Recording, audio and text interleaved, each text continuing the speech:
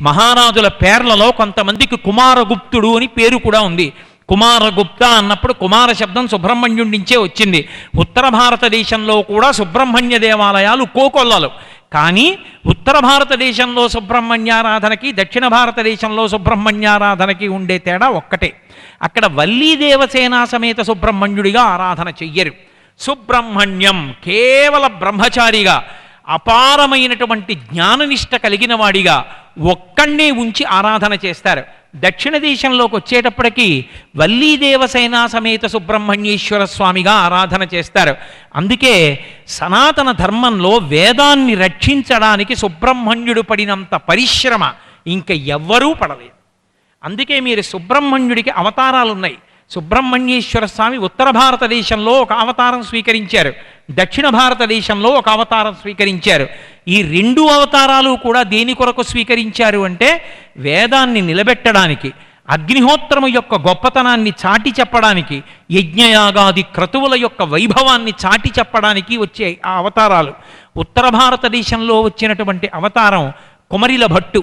ఆ కుమార అన్న శబ్దంలోనే సుబ్రహ్మణ్యుడు అని అర్థమైపోతుంది.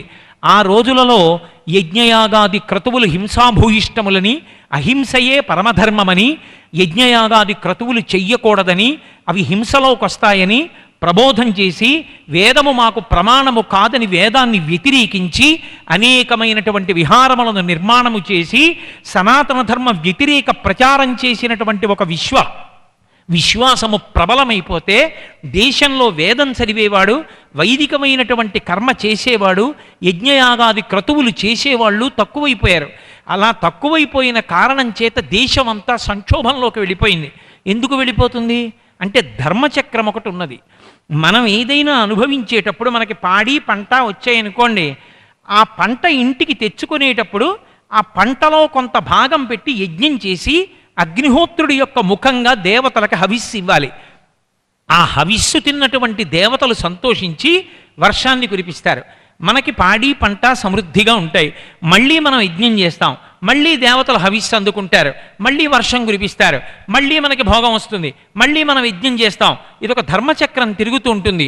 ఇందులో ఎప్పుడైతే వేదము ప్రమాణము కాదని, యజ్ఞయాగాది క్రతువులు చెయ్యమని, అవి హింసతో కూడుకున్నవని వాటిని నిరసించి అర్థం లేని మాటలు మాట్లాడి యజ్ఞయాగాదులు మానేస్తే దేవతలకి కృతజ్ఞత ప్రకటించనట్టు, వారికి హవిస్సు ఉండదు. హవిస్సు ఇవ్వలేదు కాబట్టి వీళ్ళకి భోగం కలగడానికి మేము అంగీకరించమని కురవకూడనటువంటి సమయంలో వర్షాలు కురుస్తాయి. ప్రజలకి అందవలసినటువంటి పాడి పంట అందకుండా తుడిచిపెట్టుకుపోతాయి. కురవవలసిన సమయంలో కురవకూడని సమయంలో కురుస్తాయి. దాని వలన దేవతల యొక్క ఆగ్రహము ప్రకటనమవుతుంది. మళ్ళీ ఈ వ్యవస్థ చక్కదిద్దాలంటే వేదము యొక్క ప్రమాణాన్ని నిలబెట్టాలి, యజ్ఞయాగాది క్రతువులు జరగాలి. అందుకే ఒకప్పుడు దేశమంతటా వేదము తిరస్కరింపబడి వేదము ప్రమాణము కాదు అన్న వాదనలు ప్రబలిపోయి యజ్ఞయాగాదులు హింసాపూరితములని ప్రచారం మొదలై అహింసతో కూడుకున్న జీవితము గొప్పది అని ప్రచారం చేయడం మొదలు పెడితే అటువంటి వాళ్ళ వాదనలు ఖండించి వేదము యొక్క ప్రమాణాన్ని నిలబెట్టడానికి కొమరిల భట్టుగా వచ్చాడు సుబ్రహ్మణ్యేశ్వర స్వామి. శంకరాచార్యుల వారి అవతారం ఇంకా రాలేదు. రాకముందే అసలు వేద ప్రమాణాన్ని నిలబెట్టి కర్మకాండ యొక్క గొప్పతనాన్ని నిలబెట్టాలని వచ్చాడు. వచ్చి ఆయన వేదము యొక్క ప్రమాణాన్ని ప్రచారం చేసి భారతదేశమంతటాను మీమాంసా శాస్త్రానికి, కర్మమీమాంసా శాస్త్రానికి పట్టాభిషేకం చేశాడు. అంటే వేదం ఎలా చెప్పిందో అలా కర్మ చేస్తే చాలు మోక్షాన్ని పొందుతారు, ఇక మళ్ళీ భక్తి జ్ఞానం అన్న మాటలు లేవన్నాడు. ఎందుచేత అసలు ముందు కర్మ నిలబడితే, వేదం నిలబడితే తర్వాత భక్తి అదే వస్తుంది. ఇక తర్వాత అది చెప్పడానికి వాళ్ళ నాన్నగారు శంకరాచార్యుల వారి రూపంలో వెనకాతలు వస్తున్నారు. ముందు వేదాన్ని నిలబెట్టాలి, కర్మ నిలబెట్టాలి. అందుకే కొడుకుగా వచ్చి పునాది వేశాడు. తండ్రి యందు పరమ భక్తి కలిగినటువంటి వాడు కనుక ఏ విశ్వాసం వాళ్ళు వేదము ప్రమాణము కాదని వేదములో చెప్పబడినటువంటి యజ్ఞయాగాది క్రతువులు హింసాపూరితములని ప్రచారం చేస్తున్నారో వాళ్ళు చేసేటటువంటి ప్రచారంలో ఉన్నటువంటి రహస్యము ఎంతవరకు నిజమో తెలుసుకోవడానికి ముందసలు వాళ్ళ గురువుల దగ్గర వింటే కదా నిజమో అబద్ధమో తెలుసుకుని దాన్ని ఖండించడం. అందుకే వాళ్ళ యొక్క సిద్ధాంతాన్ని అంగీకరించిన వాడిలా నటించి వాళ్ళ శిష్యులతో చేరి గురువు చెప్పిన పాఠాలు వింటూ తాను మాత్రం సనాతన ధర్మ ప్రకారంగా సంధ్యావందనం చేస్తూ వేదం చదువుకుంటూ అగ్నికార్యం చేస్తూ జీవితం గడిపేవాడు. కొన్నాళ్లకి అనుమానం వచ్చింది, ఇతను మన దగ్గర పాఠాలు వింటున్నాడు కానీ ఇతను సనాతన ధర్మమునకు చెందినవాడు, వేదం చదువుకుంటున్నాడు, అగ్నికార్యం చేస్తున్నాడు, హోమం చేస్తున్నాడు, సంధ్యావందనం చేస్తున్నాడు, వీడిని చంపేద్దామని చెప్పి వీడికి మన రహస్యాలు తెలిసిపోయాయి, రేపు వీడు ఖండిస్తాడని ఆయనని ఒక పెద్ద భవనంపైకి తీసుకెళ్ళి కుమరిల భట్టుని అక్కడి నుంచి కిందకి తోసేశారు. ఆయన పై అంతస్తు నుంచి కింద పడిపోతూ వేదము సత్యమైతే నాకు ఏ అపాయము కలగకుండుగాక అని అరిచాడు. కింద పడిపోయాడు కానీ ఏమీ అవలేదు, చక్కగా లేచి నించున్నాడు. ఒక కంటి దగ్గర దెబ్బ తగిలి కొద్దిగా నెత్తురొచ్చింది. ఆయన వెంటనే వేదమాతని ప్రశ్నించాడు, నువ్వు ప్రమాణమయ్యుండి కూడా నాకెందుకు దెబ్బ తగిలింది, ఇది కూడా దెబ్బ తగలకూడదు కదా అని అడిగాడు. నువ్వు అన్న మాట తప్పు, వేదము ప్రమాణమైతే అన్నావు, అలా నీ అనడంలో అనుమానం ఉంది. వేదము ప్రమాణమని నీకు నమ్మకం ఉంది, అప్పుడు నీ మాట ఏమని ఉండాలి? వేదము ప్రమాణము కనుక నాకేమీ జరగకుండుగాక అనాలి. వేదము ప్రమాణమైతే అన్నావు, అందుకే దెబ్బ ఒకటి తగిలింది అంది వేదమాత. అశరీరవాణిగా వినపడింది. ఆయన ఎంత కర్మిష్టంటే మీ కర్మమీమాంసా శాస్త్రాన్ని ఎంత నమ్మి ఆచరించాడంటే మహానుభావుడు, శంకరాచార్యుల వారి అవతారం రాకపూర్వం కుమరిల భట్టు యొక్క అవతారం వచ్చింది కనుకనే అసలు వేద ప్రమాణం నిలబడింది, యజ్ఞయాగాది క్రతువులు నిలబడ్డాయి. దానికంతటికీ కారణం సుబ్రహ్మణ్యుడే. ఈ జాతి రుణబడిపోయింది సుబ్రహ్మణ్యుడికి, సనాతన ధర్మం రుణబడింది సుబ్రహ్మణ్యుడికి. ఆయన మహానుభావుడు నిలబెట్టినవాడు.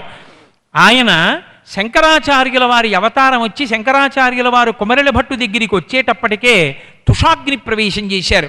కర్మిష్టి కదూ, ఎంత నేను వ్యతిరేకించినటువంటి విశ్వాసమైన వాళ్ళ గురువుల దగ్గర శిష్యుడిలా కూర్చుని వాళ్ళ పాఠాలు నేర్చుకున్నాను, అందులో తప్పులు ఖండించడానికి.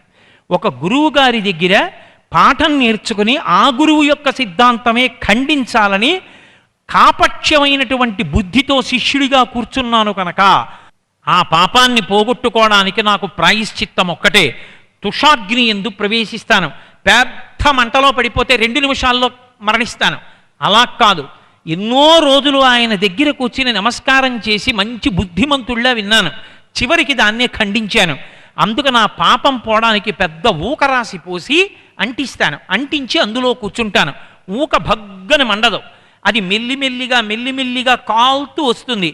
ఏదో మనం ఒక బాగా ఉడికించేటటువంటి పాత్రలో దుంపని పెడితే ఉడికి మెత్తగా ఎలా అయిపోతుందో అలా అది ఒక్కొక్క పక్క నుంచి కాలుతూ వస్తుంది. ఏదో కుడితొడ వైపు వచ్చిందనుకోండి, కుడితొడ అంత దగ్ధమైపోయి మాంసపు ముద్దలు ఊడి పడిపోయి మొత్తం ఎముకలు పైకొస్తాయి. ఆ తర్వాత కాళ్ళ దగ్గరికి ఎడుతుంది, తర్వాత పాదాల దగ్గరికి ఎడుతుంది, తర్వాత ఎడమతొడ వైపు వస్తుంది, తర్వాత పృష్ఠభాగానికి ఎడుతుంది.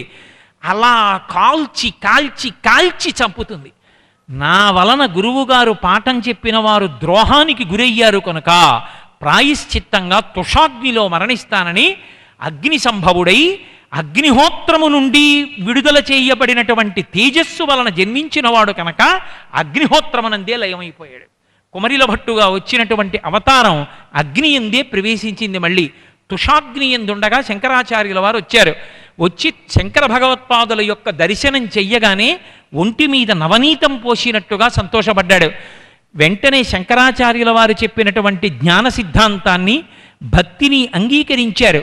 కానీ నేను తుషాగ్ని ప్రవేశం చేసేశాను, ఒళ్ళు తగలబడిపోయింది, ఇక ఎలాగో కొద్దిసేపట్లో మరణిస్తాను, నేను అవతార పరిసమాప్తి చేసినా ఇంకా ఈ కర్మ మార్గం కన్నా శంకరా మీరు చెప్పిన భక్తి అద్వైత మార్గములు ప్రచారము జరగాలి, అందుకొరకని మండన మిశ్రుడని నా శిష్యుడు ఉన్నాడు, అతనితో వాదించి మండన మిశ్రుణ్ణి గెలవండి అని శంకర భగవత్పాదులకు చెప్పి అగ్నిహోత్రంలోనే అవతార పరిసమాప్తి చేశారు. సుబ్రహ్మణ్యేశ్వర స్వామి ఉత్తర భారతదేశంలో కుమరిల భట్టుగా వచ్చి వేదము యొక్క ప్రమాణాన్ని యజ్ఞయాగాది క్రతువుల యొక్క వైభవాన్ని నిలబెట్టి సనాతన ధర్మ వైభవాన్నంతటినీ కూడా నిలబెట్టారు. అలాగే మహానుభావుడు దక్షిణ భారతదేశంలో ఒకప్పుడు జ్ఞాన సంబంధనాయనారుగా అవతారం స్వీకరించారు. శంకరాచార్యుల వారు 32 సంవత్సరాలు ఉన్నారు శరీరంలో, జ్ఞాన సంబంధనాయనార్ కేవలం 16 సంవత్సరములే ఉన్నారు. విచిత్రం ఏమిటంటే తన కుమారుడే అయినటువంటి సుబ్రహ్మణ్యుడు ఒకసారి కుమరిల భట్టుగా వచ్చి తన దర్శనం చేసి తుషాగ్ని యందు దగ్ధమైపోయి మళ్ళీ అవతార పరిసమాప్తి చేశాడు. వేరొకసారి జ్ఞాన సంబంధనాయనారుగా దక్షిణ దేశంలో వస్తే తండ్రి అయినటువంటి శంకరాచార్యుల వారు శంకర భగవత్పాదులుగా వచ్చి తన కుమారుడైనటువంటి సుబ్రహ్మణ్యుడు జ్ఞాన సంబంధనాయనారుగా వచ్చి దక్షిణ భారతదేశంలో చేసినటువంటి సేవలని ప్రస్తుతి చేస్తూ ద్రవిడు శిశువు అంటూ సౌందర్యలహరిలో వర్ణించారు. తండ్రియే కొడుకుని వర్ణించినటువంటి ఘట్టం ఆ సుబ్రహ్మణ్యుడు మళ్ళీ జ్ఞాన సంబంధనాయనారుగా వచ్చినప్పుడు జరిగింది. జ్ఞాన సంబంధనాయనారి యొక్క జీవితం అత్యద్భుతం. శీర్ఘాళి అని మనకి చిదంబరం పక్కనే ఉంటుంది క్షేత్రం. మీరందరూ దర్శనం చేసిన మహనీయులే ఉంటారు. అక్కడ 3 అంతస్తుల్లో ఉంటుంది దేవాలయం శీర్ఘాళి. పరమాద్భుతంగా ఉంటుంది, చూసి తీరాలి. ఆ శీర్ఘాళి క్షేత్రంలో జన్మించారు ఆయన. అక్కడే శ్రీ మహావిష్ణువు తన ఒంటి చర్మాన్ని తీసి చొక్కా కుట్టి ఇచ్చారు పరమశివుడికి. ఇప్పటికీ ఆ 3 అంతస్తుల దేవాలయంలోకి ఎక్కుతున్నప్పుడు ఆ క్షేత్ర వైభవాన్నంతటినీ చూడొచ్చు. ఎంత పెద్ద దేవాలయం! అక్కడ ఒక కర్మిష్టి పరమభక్తి తత్పరుడైనటువంటి బ్రాహ్మణునికి కుమారుడిగా జన్మించారు. ఆ తండ్రి ఈ పిల్లవాడు వెంట పడుతున్నాడని సాయంకాలం సంధ్యావందనం చేసుకోవడానికి శీర్ఘాళి దేవాలయానికి వెడుతూ తన వెంట పెట్టుకుని తీసుకుని వెళ్ళి ఒక మంటపంలో పిల్లవాడిని కూర్చోబెట్టి, ఒరే సూర్యాస్తమయం అవుతోంది, నేను స్నానం చేసి సంధ్యావందనం చెయ్యాలి, ఇక్కడే కూర్చోరా అన్నారు. అంటే పిల్లవాడు తను స్నానం చేస్తున్నప్పుడు సరస్సులో తల కూడా ముంచేస్తారు కాబట్టి మధ్యాహ్న సమయమునందు ఆ కనపడకపోతే తండ్రి ఒక్క నిమిషం నీళ్లలో మునిగిపోతే ఏడిచి గబుక్కుని మెట్లు దిగి పడిపోతాడేమోనని పిల్లవాడు భయపడకుండా ఉండడానికి తండ్రి అన్నాడు, ఒరే ఒకవేళ నీకు భయం వేస్తే నేను నీళ్లల్లో ములిగినట్టు నీకు అనిపించిన కాసేపు కనపడకపోయినా, ఏ గాయత్రీ మంత్రమో చేస్తున్న కారణం చేత నువ్వు పిలిస్తే నేను పలకకపోయినా బెంగ పెట్టుకోకు. నీకు భయం వేస్తే అదిగో గుడి గోడ మీద చూసావా పార్వతీ పరమేశ్వరులు ఉన్నారు, వాళ్ళిద్దరే లోకానికంతటికీ తల్లిదండ్రులు, నన్ను నమ్ము. నీకు ఏదైనా ఇబ్బంది కలిగితే ఆవిడ వంక చూడు అమ్మా అను, ఆయన వంక చూడు నాన్నగారండి అను, వాళ్ళు రక్షిస్తారా అన్నాడు. తండ్రి చెప్పిన మాట నమ్మాడు పిల్లవాడు. తండ్రి వెళ్ళి నీటిలో మునక వేశాడు. తండ్రి కనపడలేదని బెంగ పెట్టుకుని గోడ మీద పార్వతీదేవి వంక తిరిగి అమ్మా అని అరిచాడు. పరమశివుడు అన్నాడు, బొమ్మ కాదు అమ్మా అని నమ్మి పిలుస్తున్నాడు, కదలమే అన్నాడు. అలాగా అని అమ్మవారు ఉలిక్కిపడి విగ్రహంలోంచి అమ్మవారు బయలుదేరి పిల్లవాడి దగ్గరికి వచ్చింది. వెనక పరమశివుడు వచ్చాడు. అమ్మవారు ఒళ్ళో కూర్చోపెట్టుకుని పిల్లాన్ని ఆడిస్తోంది. వాడు వినకుండా అమ్మా అమ్మా అమ్మా అని ఏడుస్తున్నాడు. శంకరుడు అన్నాడు, ఏం పిల్లల్ని పెంచిన దానివి కావా ఏమి, పిల్లవాడు అలా ఏడుస్తుంటే ఆడిస్తామేం, పాలి ఊరుకుంటాడు అన్నాడు. ఏమిటో చెప్పేస్తున్నారు, నా పాలు తాగితే మీ జ్ఞానం వస్తుంది, శివుడు తెలిసిపోతాడు, ఇవ్వమంటారా అంది అమ్మవారు. నా జ్ఞానం వస్తుందో నేను తెలిసిపోతానో వేరు విషయం, ముందు నమ్మి ఏడిచాడు, విగ్రహం అనుకుని రాలేదు, అమ్మా నాన్న అనుకుని నమ్మి పిలిచాడు, నమ్మకం భక్తి. పిల్లవాడు పిలిచాడు, ఇచ్చేయి పాలన్నాడు.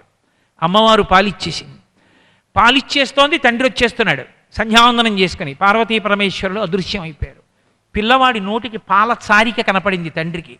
ధూర్తుడా ఎక్కడివిరా పాలు ఎవరిచ్చారని అడిగాడు.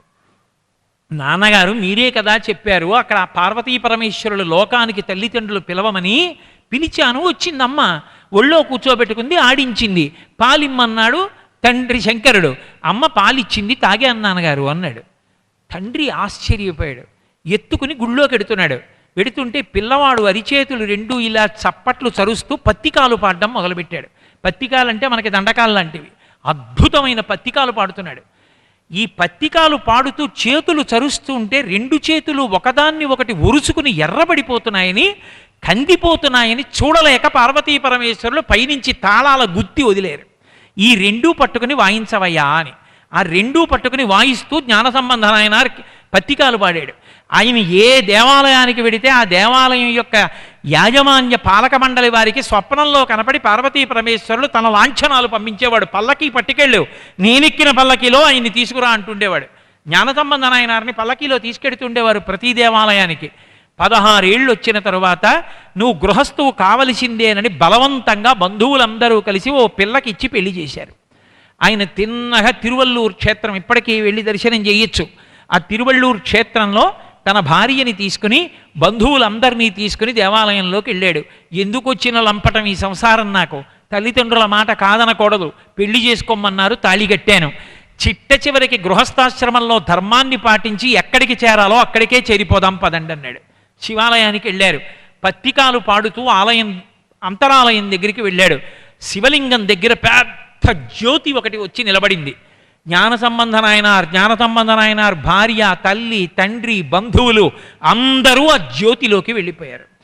జ్యోతి రూపంలో ఉండే సుబ్రహ్మణ్యుడు అగ్నిహోత్రమైనటువంటి జ్యోతి ఎందే లయమైపోయాడు జ్ఞాన సంబంధనాయనారుగా. జ్ఞాన సంబంధనాయనారుగా అవతార స్వీకారం చేసినప్పుడే సుబ్రహ్మణ్యేశ్వర స్వామి లోకానికంతటికీ ఒక మాట నేర్పారు. నమ పార్వతీపతయే హర హర మహాదేవ అంటే శంభో శంకర అంటామే, అది నేర్పిన వారు మహానుభావుడు జ్ఞాన సంబంధనాయనారు. గోవింద గోవింద ఇది నేర్పిన వారు శంకర భగవత్పాదులు. భజ గోవిందం భజ గోవిందం గోవిందం భజ మూఢమతే శంకర భగవత్పాదులు నేర్పారు. హరనమ పార్వతీపతయే హర హర మహాదేవ జ్ఞాన సంబంధనాయనారు నేర్పారు. అందుకని ఉత్తర భారతదేశంలో ఒక అవతార స్వీకారం చేశారు, దక్షిణ భారతదేశంలో ఒక అవతార స్వీకారం చేశారు. రెండు అవతారాలలోనూ కూడా వైదిక ధర్మాన్ని నిలబెట్టారు. దక్షిణ భారతదేశంలో జ్ఞాన సంబంధనాయనారుగా ఉన్న కాలంలో మహారాజుని మెప్పించి వైదిక ధర్మానికి వ్యతిరేకమైనటువంటి ప్రచారం చేస్తూ వేదము ప్రమాణము కాదని, యజ్ఞయాగాదులు చెయ్యక్కర్లేదని ప్రచారం చేసి బలపడిపోయినటువంటి ఒక విశ్వాసాన్ని తుదముట్టించినటువంటి ఘనత జ్ఞాన సంబంధనాయనారిది. ఎందుచేత అంటే వారు ఎవరైతే వేద వ్యతిరేకమైనటువంటి వాదన చేస్తున్నారో వాళ్ళు ఆయన పట్ల మహాక్రోధంతో ఉండేవారు. రాజుగారికి అకస్మాత్తుగా కుష్ఠరోగం వచ్చింది. ఎక్కడికక్కడ వేళ్ళు ఊడి పడిపోతున్నాయి. ఎవరినైతే రాజు దగ్గరగా చేర్చుకున్నాడో వాళ్ళు రాజు యొక్క అనారోగ్యాన్ని తగ్గించలేకపోయారు. పరమశివుడికి అభిషేకం చేసినటువంటి విభూతి పట్టుకెళ్ళి, అందుకే ఇప్పటికీ సుబ్రహ్మణ్యుడి విషయంలో విభూతికి అంత శక్తి. ఆయనకి 2 పదార్థాలతో అభిషేకం పరమశక్తివంతం. చూసిన ఆ పదార్థాన్ని సేవించిన 2, ఒకటి తేనె, 2 విభూతి. అందుకే ఈ ప్రసంగాలు పూర్తయిపోయిన తర్వాత 20వ తారీఖు సాయంకాలం కళ్యాణం జరిగే ముందు స్వామివారికి తేనె పట్ల నుంచి సేకరించినటువంటి అద్భుతమైన తేనెతో అద్భుతమైనటువంటి అభిషేకం చేసి, ఆ అభిషేకం చేసినటువంటి తేనెని భక్తులందరికీ తీర్థంగా ఇచ్చి విభూతిని ప్రసాదంగా ఇస్తారు. అటువంటి విభూతిని పట్టుకెళ్ళి జ్ఞాన సంబంధనాయనార్ రాజుగారికి ఇచ్చాడు. ఆ విభూతిని నోట్లో వేసుకోగానే రాజుగారికి కుష్ఠరోగం తగ్గిపోయింది. వెంటనే అప్పటి వరకు జ్ఞాన సంబంధనాయనారిని వ్యతిరేకిస్తూ, వేదాన్ని వ్యతిరేకిస్తూ, యజ్ఞయాగాదుల్ని విమర్శిస్తున్నటువంటి విశ్వాసంలో ఉన్నటువంటి వాళ్ళు ఏదో రాజు ప్రారంధం కొద్దీ తగ్గింది కానీ జ్ఞాన సంబంధనాయనారు గొప్ప కాదు, వేదం యొక్క గొప్ప కాదు, సనాతన ధర్మం యొక్క గొప్ప కాదు అన్నారు. అంటే మహారాజు అన్నాడు, అయితే 2 పరీక్షలు పెడతాను, ఒకటి అగ్ని పరీక్ష, ఒకటి జల పరీక్ష. మీ వాదన ఏదుందో అది ఒక తాటాకు మీద వ్రాయండి. జ్ఞాన సంబంధనాయనారి యొక్క ప్రధానమైన వాదన ఏది ఉందో అది నాయనార్ తాటాకు మీద రాస్తాడు. 2 తాటాకులు నీటి ప్రవాహంలో విడిచిపెడదాం, వాలు ప్రవాహంలో. ఏది నీటి ప్రవాహంలో కొట్టుకుని వెళ్ళిపోతుందో అది పసలేనిది, భగవంతుని చేత అంగీకరింపబడినది. ఏది ప్రవాహానికి ఎదురుగా ప్రయాణం చేయడం మొదలు పెడుతుందో అది భగవంతుడి చేత అంగీకరింపబడింది. ఒప్పుకుంటారా అన్నాడు. ఒప్పుకుంటామన్నారు. అవతల విశ్వాసం వారు వేరే మాట రాశారు. కానీ జ్ఞాన సంబంధనాయనారు రాశాడు, బ్రాహ్మణులు, అగ్నిహోత్రము, ఆవులు సనాతన ధర్మమునకు అత్యంత ప్రధానము అని రాశాడు. రాసి విడిచిపెట్టాడు. విడిచిపెడితే నాయనారు రాసినటువంటి తాటాకు నీటి ప్రవాహానికి ఎదురుగా ప్రయాణం చేస్తూ పైకెక్కింది. ఇతర విశ్వాసములో ఉన్నటువంటి వారు విడిచిపెట్టినటువంటి ఆకు ప్రవాహానికి పల్లంగా వెళ్ళిపోయింది. రాజు యొక్క సైన్యాధ్యక్షుడు ఒడ్డున గుర్రం మీద ప్రయాణం చేస్తూ రెండిటినీ చూశాడు. జ్ఞాన సంబంధనాయనారు చెప్పినదే సత్యము, వేదము సత్యము, యజ్ఞము సత్యము, యాగము సత్యము, అగ్నిహోత్రము సత్యము, హవిస్సు సత్యము, ధర్మము సత్యము. ఇవే సనాతన ధర్మమే ప్రాతిపదిక అని నిరూపణం చేశాడు. 2వ పరీక్ష, ఎవరు ఏది ప్రమాణం అనుకుంటున్నారో అది ఆకుల మీద రాసి అగ్నిహోత్రంలో పడేయాలి. ఏది కాలి బూది అయిపోతుందో అది ప్రమాణం కాదు. ఏది కాలకుండా అగ్నిహోత్రం వెలిగిన తరువాత కూడా అలాగే ఉండిపోతుందో అది ప్రమాణం అన్నారు. మళ్ళీ జ్ఞాన సంబంధనాయనారు ఇదే రాసి అగ్నిహోత్రంలో వేశాడు. ఎదురు విశ్వాసం వాళ్ళు వేరొకటి వేశారు, అది దగ్ధమై బూది అయిపోయింది. జ్ఞాన సంబంధనాయనారు రాసినటువంటి వాక్యం ఆ పచ్చి ఆకు అలాగే ఉండిపోయింది. ఉండిపోతే దక్షిణ భారతదేశం అంతా కూడా అవైదికమైనటువంటి విశ్వాసములు నశించిపోయి మళ్ళీ సనాతన ధర్మము వెల్లివిరిసింది. 16 సంవత్సరములే ఉన్నాడు జ్ఞానసంబంధ నాయనార్. 32 ఏళ్ళు శంకర భగవత్పాదులు ఉన్నారు. తన తండ్రి అయినటువంటి శంకర భగవత్పాదులు అవతార స్వీకారం చేసేటప్పటికే ఉత్తర భారతదేశంలో ఒక అవతారంతో వేదాన్ని నిలబెట్టారు, దక్షిణ భారతదేశంలో ఒక అవతారంతో వేదాన్ని నిలబెట్టారు.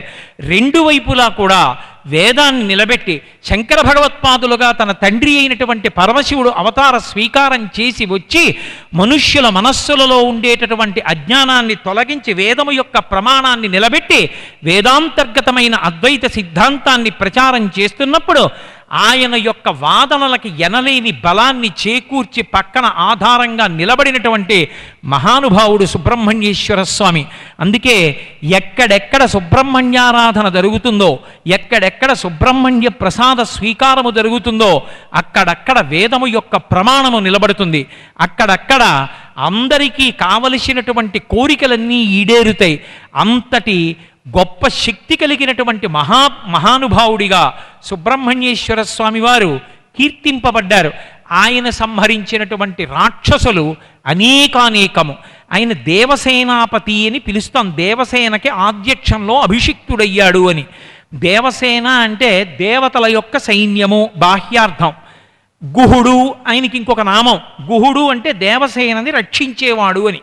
దేవసేనకి అధిపతి అయిన వాడు ఏం చెయ్యాలి? తన సైన్యాన్ని రక్షించుకోవాలి.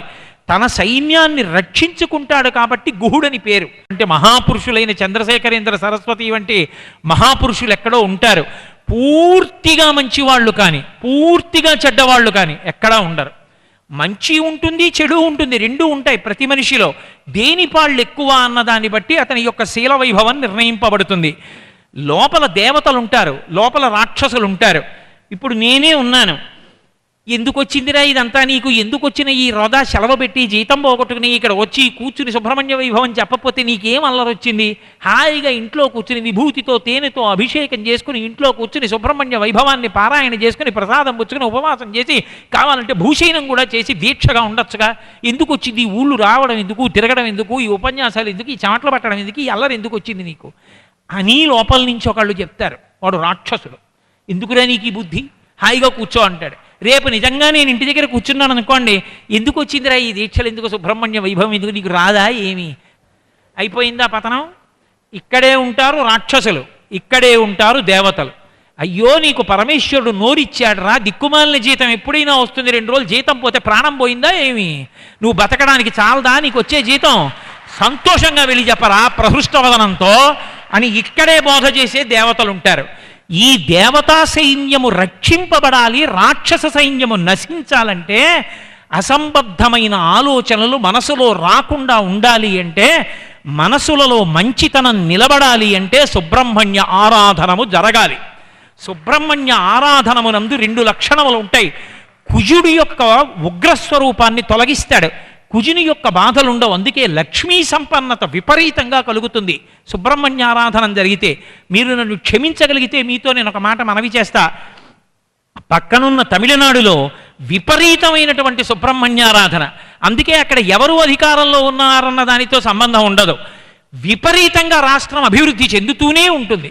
ఎక్కడ సుబ్రహ్మణ్యారాధన ఉన్నదో అక్కడ బాహ్యమునందు అభివృద్ధి ఉంటుంది, ఆంతరమునందు అభివృద్ధి ఉంటుంది. ఎందుకని? ఆయన దేవసేనని కాపాడతాడు. లోపల ఏ మంచి ప్రవృత్తులు ఉన్నాయో ఆ ఆలోచనల్ని కాపాడతాడు. ఏ రాక్షస ఆలోచనలు ఉన్నాయో వాటిని తుదముట్టిస్తాడు. కలియుగంలో సుబ్రహ్మణ్యారాధన అత్యంత అవసరము. ఎందుచేతనో తెలుసా? మిగిలిన యుగాలన్నింటిలో రాక్షసుల యొక్క ఉపాధి వేరు. వాళ్ళకి వేరే ఉపాధి ఉంది కాబట్టి చూడగానే రాక్షసుడు అని గుర్తుపట్టచ్చు. ఓ కుక్క దానికో ఉపాధి ఉంటుంది, పిల్లి దానికో ఉపాధి ఉంటుంది, రాక్షసుడు ఉపాధి ఉండదు. కాబట్టి ఇప్పుడు రాక్షసుడు ఎక్కడున్నాడు పట్టుకోలేరు మీరు. రాక్షసుడు ఎక్కడుంటాడు? మనుష్యుల యొక్క మనస్సుల యందు ఉండమని బ్రహ్మగారి యొక్క నిర్ణయం. కలియుగంలో రాక్షసుడు మనుష్యుల మనస్సుల యందు ఉంటాడు కాబట్టి వాడు ఎప్పుడు బయటికి వస్తాడో, ఏ కారణాలకి ప్రకోపం చెందుతాడో, ఎంత అఘాయిత్యాన్ని చేస్తాడో ఎవ్వరూ కనిపెట్టలేరు. అందుచేతనే మనుష్యుల్ని చంపి ధర్మాన్ని నిలబెట్టడం కుదరదు. మనుష్యుల మనస్సుల యందున్నటువంటి కలిపురుషుణ్ణి నిగ్రహించాలి.